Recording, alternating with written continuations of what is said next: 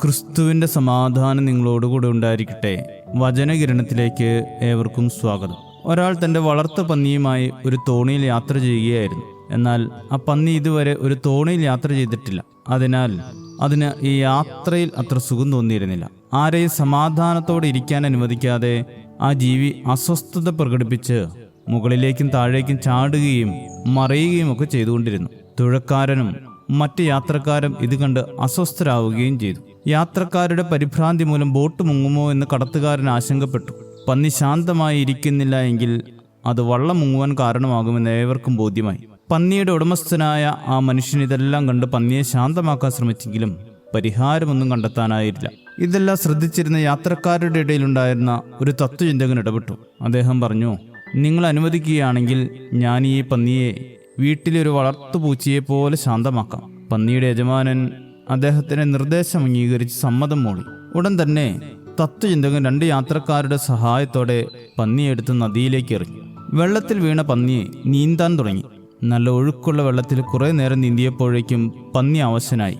അത് തളർന്ന് ജീവനു വേണ്ടി ഉഴറാൻ തുടങ്ങി. കുറച്ചു സമയത്തിന് ശേഷം തത്വചിന്തകൻ പന്നിയെ തിരികെ വള്ളത്തിലേക്ക് വലിച്ചു കയറ്റി.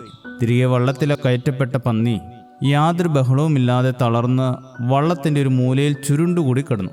പന്നിയുടെ ഈ സ്വഭാവ വ്യതിയാനത്തിൽ എല്ലാ യാത്രക്കാരും ആശ്ചര്യപ്പെട്ടു. അവർ തത്വചിന്തകനോട് ചോദിച്ചു, ആദ്യം അത് പ്രകോപനപരമായി വിരളിയെടുത്ത് മുകളിലേക്കും താഴേക്കും ചാടുകയായിരുന്നു. ഇപ്പോൾ അത് ഒരു വളർത്തുപൂച്ചയെപ്പോലെ ശാന്തനായിരിക്കുന്നു. എന്താണ് ഇതിന് കാരണം?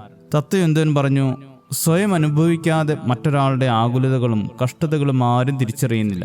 ഞാൻ ഈ പന്നിയെ വെള്ളത്തിലേക്ക് എറിഞ്ഞപ്പോൾ അത് ജലത്തിന്റെ ശക്തിയും വെള്ളത്തിലും ഒഴുക്കിലും പെട്ടാലുള്ള കഷ്ടതയും അപകടവും ഈ വള്ളത്തിന്റെ ഉപയോഗവും സുരക്ഷിതത്വവും ഒക്കെ മനസ്സിലാക്കി. എപ്പോഴും സുഖകരമായ അവസ്ഥയിലിരിക്കുന്നവർക്ക് പ്രതിസന്ധികൾ എന്താണെന്നും അപ്രകാരമുള്ള സാഹചര്യങ്ങളിലെ സുരക്ഷിതത്വം എന്താണെന്നും മനസ്സിലാകണമെന്നില്ല. ദൈവത്തിന്റെ അളവറ്റ കരുതലിൽ അപകടമൊന്നും കൂടാതെയുള്ള ജീവിതമാണ് മനുഷ്യൻ്റേത്. ആ ജീവിതം ആസ്വദിക്കുമ്പോൾ പലപ്പോഴും മനുഷ്യൻ ഈ പന്നിയെപ്പോലെ സാഹചര്യം മനസ്സിലാക്കാതെ പെരുമാറും. എന്നാൽ വെള്ളത്തിൽ വീഴുന്ന അവസ്ഥ വരുമ്പോൾ ഓടി ദൈവത്തെങ്കിൽ അഭയം പ്രാപിക്കും. നാം ജീവിക്കുന്നത് ദൈവത്തിന്റെ കരുതലിൽ ആണെന്ന് ബോധ്യമുണ്ടെങ്കിൽ ഒരിക്കലും അഹങ്കാരത്തോടെ പെരുമാറാനായിട്ട് സാധിക്കില്ല. 121 സങ്കീർത്തനം ദൈവം എങ്ങനെ നമ്മെ കരുതുന്നു എന്ന് ഓർമ്മപ്പെടുത്തുന്നു. മനുഷ്യന്റെ സഹായം ആകാശത്തെയും ഭൂമിയും ഉണ്ടാക്കിയ ദൈവത്തിൽ നിന്നും വരുന്നു എന്ന് സങ്കീർത്തനക്കാരൻ പറയുന്നു. ആ ദൈവം ഇസ്രായേലിന്റെ പരിപാലകനാണ്. അവൻ മയങ്ങുകയുമില്ല ഉറങ്ങുകയുമില്ല എന്ന് സങ്കീർത്തനക്കാരൻ പറഞ്ഞ് പഠിപ്പിക്കുന്നു. നമ്മെ കാത്തു പരിപാലിക്കുന്ന ദൈവത്തിന്റെ കൃപയെക്കുറിച്ചുള്ള തിരിച്ചറിവിൽ ദൈവത്തിന്റെ സുരക്ഷിത വലയത്തിലാണെന്ന ബോധ്യത്തിൽ ശാന്തമായി ജീവിക്കുവാൻ ഏവർക്കും ഇടയാകട്ടെ. ശുഭദിനം നേരുന്നു. ദൈവം അനുഗ്രഹിക്കട്ടെ.